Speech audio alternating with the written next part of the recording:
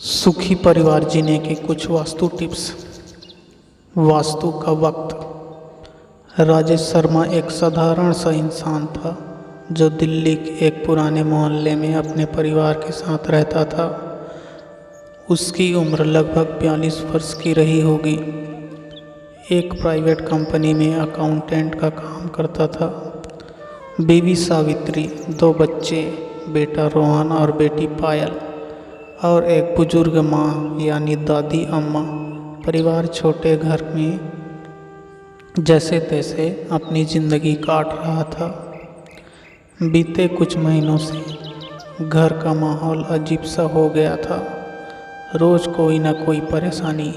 कभी बिजली का बिल अचानक बहुत ज़्यादा आ जाता, कभी रोहन बीमार हो जाता, तो कभी पायल का मन पढ़ाई से उचट जाता।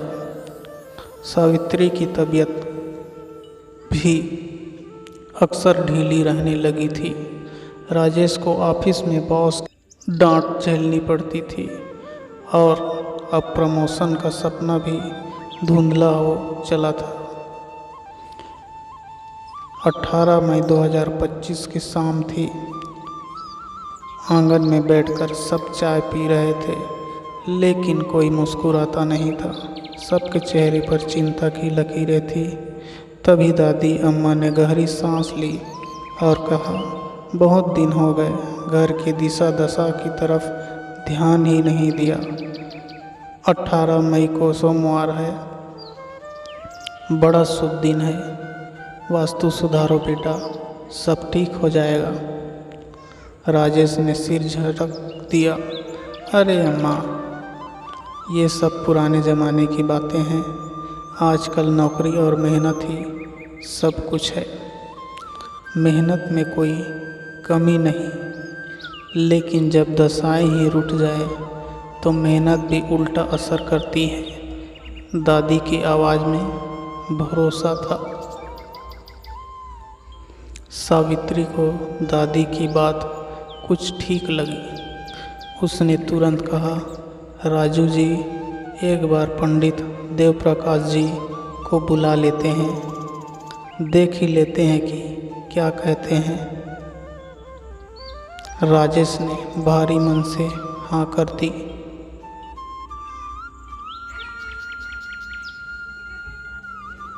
अगले दिन सुबह 8 बजे पंडित देव प्रकाश जी घर आए। उनका तेजस्वी चेहरा और अनुभव भरी आंखें जैसे पूरे घर को नाप रही थी। उन्होंने पूरे मकान का निरीक्षण किया और फिर बोले, आपके घर की ऊर्जा रुक गई है, इसका कारण है वास्तु दोष। लेकिन अच्छा दिन है आज, 19 मई। ग्रहों की स्थिति अनुकूल है। अगर आज ही कुछ खास 10 बदलाव कर लिए जाएं, तो सुख शांति लौट सकती है। राजेश अब भी पूरी तरह आश्वस्त नहीं था, लेकिन जब दादी सावित्री और बच्चों ने साथ दिया तो उसने कहा, ठीक है, जो कहिए कीजिए। पहला काम उन्होंने मुख्य द्वार से शुरू किया। पंडित जी बोले, मुख्य द्वार से ही लक्ष्मी आती है और अगर वही गंदगी या बाधा हो तो सब कुछ रुक जाता है। सावित्री ने तुरंत झाड़ू पोंछा मंगवाया और दादी अम्मा ने गंगा जल छिड़क कर दरवाजे की शुद्धि की। पंडित जी बोले, अब हर सुबह दीपक जलाया करो और दरवाजे पर ओम का चिन्ह बनाओ। शाम होते होते राजेश को ऑफिस से कॉल आया कि उसे एक क्लाइंट प्रेजेंटेशन का मौका मिल रहा है, जिसका इंतज़ार वो 3 महीने से कर रहा था। यह सुनकर वह चौंक गया। क्या वाकई बस दरवाज़ा साफ करने से? उसके मन में सोचा। अगली सलाह थी रसोई घर की। पंडित जी ने कहा, अग्नि देवता का स्थान रसोई होता है। अगर वहाँ की दिशा गलत है तो घर में बीमारी और खर्चा बढ़ता है। सावित्री को लगा जैसे उनकी सेहत की परेशानी का यही कारण था। गैस चूल्हे की दिशा बदल दी गई। अब वह दक्षिण पूर्व दिशा में आ गया। साथ ही नमक और मिर्च को भी व्यवस्थित किया गया। तीसरी सुधार की बारी थी। घर के मंदिर की पूजा घर को उत्तर पूर्व कोने में रखा गया। पहले वह रसोई के पास एक शेल्फ में था।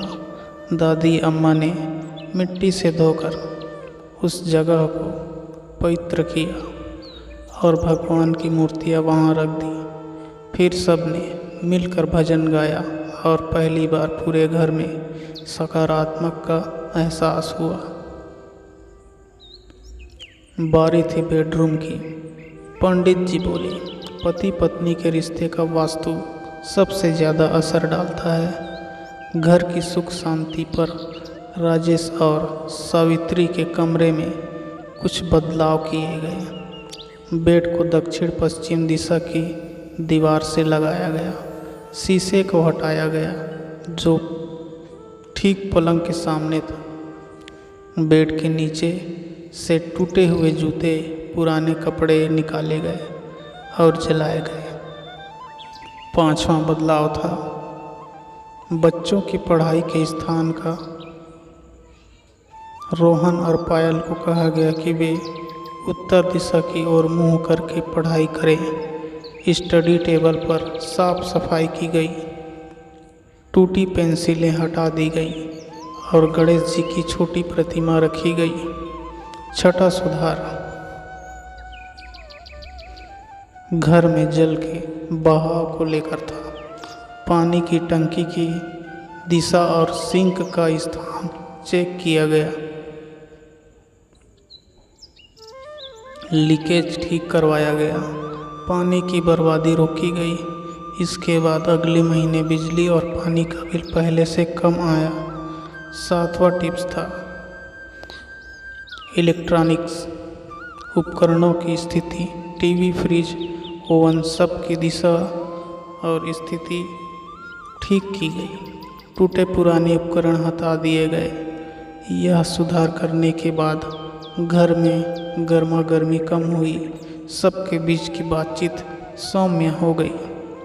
आठवां सुधार था पौधों का उपयोग। पंडित जी बोले, जहाँ हरियाली होती है वहाँ लक्ष्मी निवास करती है। घर में तुलसी का पौधा लगाया गया। साथ ही मनी प्लांट और एलोवेरा के गमले उत्तर पूर्व कोने में रखे गए।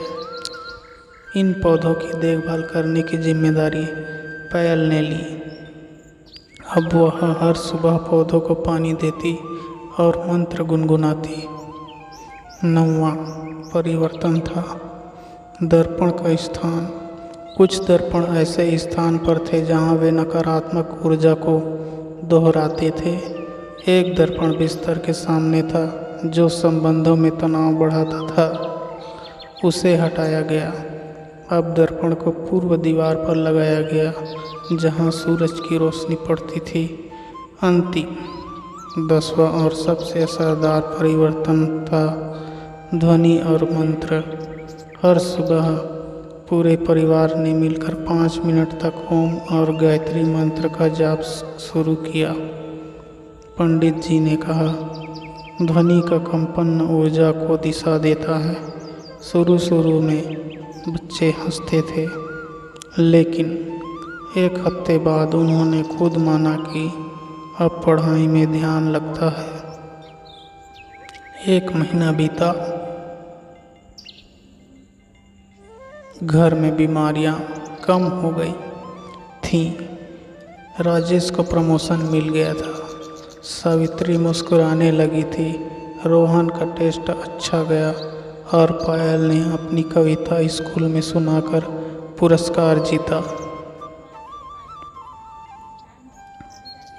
दादी अम्मा की आंखों में चमक थी, जैसे वे सब जानती थी। राजेश एक शाम चाय पीते हुए बोला, अम्मा, आपने ठीक कहा था, घर की दीवारें भी सुनती हैं। सही दिशा में रखो तो आशीर्वाद देती हैं। घर अब भी वही था, 4 दीवारें और एक छत, लेकिन उन दीवारों में अब जीवन की लय थी और उस छत के नीचे अब वास्तु की रोशनी थी। हमारे चैनल पे पहली बार आए हैं तो इस वीडियो को लाइक करें और हमारे चैनल को सब्सक्राइब करें, ताकि ऐसी और अच्छी अच्छी कविताएं और स्टोरी लाइन वीडियो आपके लिए हम बनाते रहें। धन्यवाद।